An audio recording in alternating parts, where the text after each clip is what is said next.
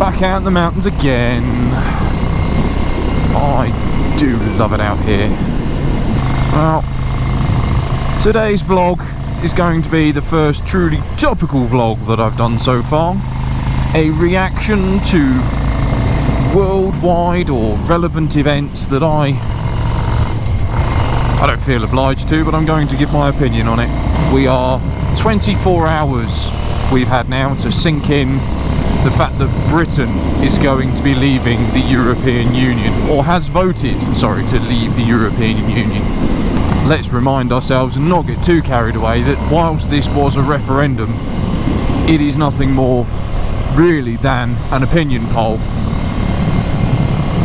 for the government to find out how we feel about a particular subject, and the government can then choose to act on it or basically completely ignore it. We all know that they're not going to ignore this one though, even though it was a surprisingly tight vote. Now, I previously recorded some thoughts on the referendum on Brexit, which I shall play for you now, and then I shall come back and I shall give you some post-event reaction. I shall share my thoughts on things. And then there's the whole British exit from the EU, because I don't think we'd ever introduce such a system while we were still part of the EU. I'm going to be very, very firmly in the yes camp, get us out of it. It's been very, very funny for us expats being out in the Middle East, watching it on the news, watching all the campaigners flinging mud at each other, engaging in a battle of scaremongering and propaganda, because let's be perfectly honest, that's pretty much all it is. If we were to leave, I'll hold my hands up and say nobody knows exactly what's going to happen. People can only give best guesses, people can only predict, and I think initially things will get worse. Initially, yes, I think things will get worse. I think the EU unions, the EU governments will spite us because we've had the balls to turn around and say we're not putting up with this anymore. We want out, we want to do things for ourselves. Unfortunately, I think it's going to backfire on him, because as soon as we have the vote, and I firmly suspect that the scaremongering and fear of change that we have in the UK means that we will stay in the EU. I don't think there's enough people, there's enough strong will to get out. We want change, we're just a little bit too scared to stand up and fight for it anymore.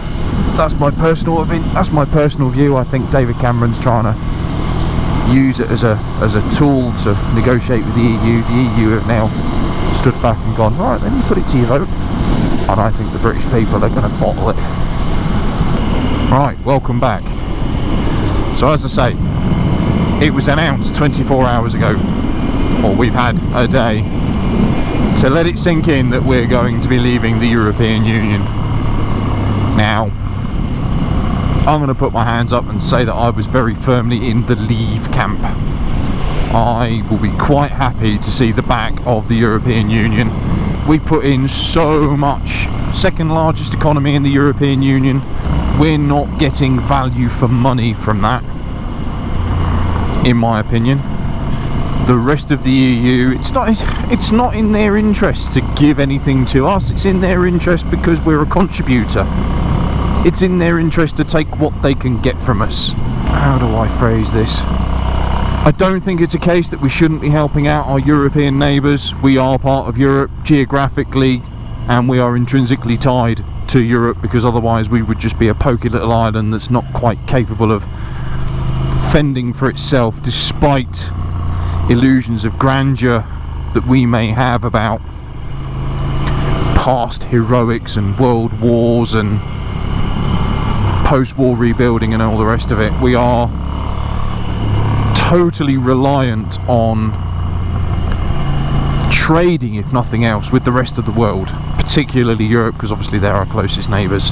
It will soon be in our power to negotiate the best deals that we can get. whether that's within the EU, or whether that's with individual countries, or whether that's with the United States, Canada, China, whoever, whatever. All the scaremongering of we will be cast adrift by the rest of the world, it's total bullshit. We don't have manufacturing anymore because the Chinese and the Indians can do it so much cheaper because they pay their people so much cheaper. That unfortunately is just market forces. But we're now free from the shackles of EU legislation. That doesn't mean that we can't pick and choose the best bits of EU legislation if it's any frickin' good, but we're no longer going to be bound by it. One of the conditions of membership to the EU is obviously the free movement of people amongst the EU. Now, I don't necessarily think that immigration is a bad thing. The fact that we can't control it, I think, is a bad thing. There are plenty of skilled workers, there are plenty of unskilled workers who want to come to this country and they want to contribute, or they want to come to the UK, sorry, I'm in Saudi, who want to come to the UK and they want to contribute. And I have absolutely no problems with that. But hopefully what we can do now is just skim off and restrict that final percentage of people who just want to come over here and take the f***ing piss. Now, if that makes me xenophobic, if that makes me racist, I can deal with that. But equally, this is a two-sided coin. All those f***ing lazy, benefit scrounging arsewipes, the dregs of society who can't be arsed, who are British. And I'm well aware that for all the thousands of and all the rest of it, pikeys that come across and ravage Britain of its good-willed nature, there are exactly the same amount of British scumbags looking to do the same thing. They have always had the excuse that it's not their fault because the jobs that they couldn't be asked to get up off their lazy asses to do have been taken by the generic Eastern European immigrants. They no longer have that excuse. Equally with the politicians who are running things now, who will be running things in the future, who have lent on we are restricted, we cannot do anything because we are bound to the EU. You have no more excuses.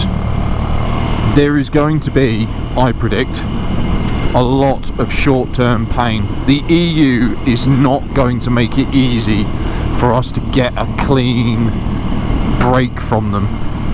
The head dude, Junkers, whatever his name is, has already said it will be a very messy divorce and not an amicable one. He's already said it. That sets the tone. They want to f*** over if they can. But it's been very interesting to see the fallout over the last 24 hours. The amount of pissing and whinging that have come from the Remainers. What on earth have you done to our country? What have you done? The easy decision would have been to remain and nothing changes. But guess what? It takes big f***ing bollocks to piss and whinge and then stand up and do something about it. We are British. We love to moan, we love to whinge, we don't like change, and we don't like standing up, being counted and doing something about it. We've now proved that we can do it, and I will be the first to admit that I was absolutely gobsmacked to wake up yesterday morning and check the news to find that we'd voted to leave. And I am absolutely over the moon that that's what's coming out of it. But this is just the start. And I know that's easy for me to say whilst I'm halfway around the world in Saudi Arabia, but guess what? I plan on being back in the UK in a couple of years. So I'm going to be coming back to the UK just as it's all starting to kick off. And it's all starting to get put in place. It's also been interesting to note that there's been a clear pattern that the younger you are, the more likely you were to vote Remain, and the older you are, the more likely you were to vote Leave. And in the end, it's the older generations who have always been a bit more proactive to go out and actually bother voting, that it's their votes who have won this referendum. Unfortunately, because it's predominantly the younger generations who are tied in with their social media, they're the ones who are doing all the pissing and whinging. We have to live with the decisions that you've made. Well, guess what? Yes, you do. Welcome to life lesson number 1. Life is not fair. Lesson number 2. You absolutely will not always get your own way. And sometimes you've just got to wipe your vaginas, dry your eyes, and get the on with it. We are relying on the younger generations, and I consider myself kind of in that younger generation. I've still got a good 30 odd years of, well, 40 by the time I actually get to retirement age, and they keep moving it. I'm not planning on being out here long enough to be able to retire forever. But we're relying on those kids to pull us out of the shit situation we are in with the EU and make it work. And if the kids decide they're just going to sit down and have a tantrum, Generation Snowflake at its best, then we're never going to make it work. And it's all going to be the politicians' fault, and it's all going to be the older people's fault, because they're the ones who did this. And no, is it? Maybe, given that you can't teach people experience, maybe we should think that they were onto something here. They've been there, they've done it. Hopefully they'll turn out to be right. If they don't, well, we've only got ourselves to blame now.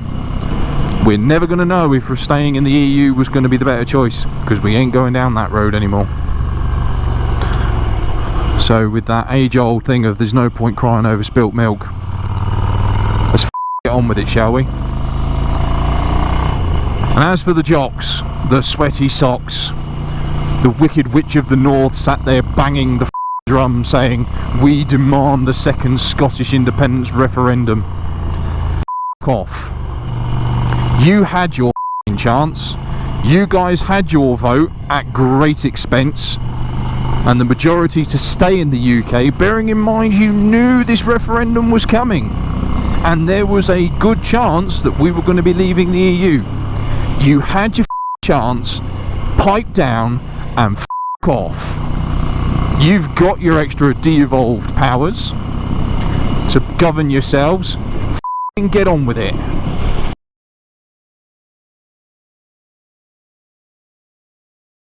So, interesting times ahead. Interesting times for all, scary times. Anything that happens in the immediate weeks and months is purely down to uncertainty. That will not last. If people can knuckle down, dry their eyes and get on with it, band together as a country, band together as a United Kingdom, and make it work, we can make it work. So that's kind of my thoughts on it, really. Like I say, topical vlog, probably going to be a smidgen longer than my normal ones, but this really is a landmark occasion. This really is a once in a lifetime event. Where were you when this happened? Well, I was getting up to go and do some fucking overtime in Saudi Arabia. So, take care, people. Ma salama.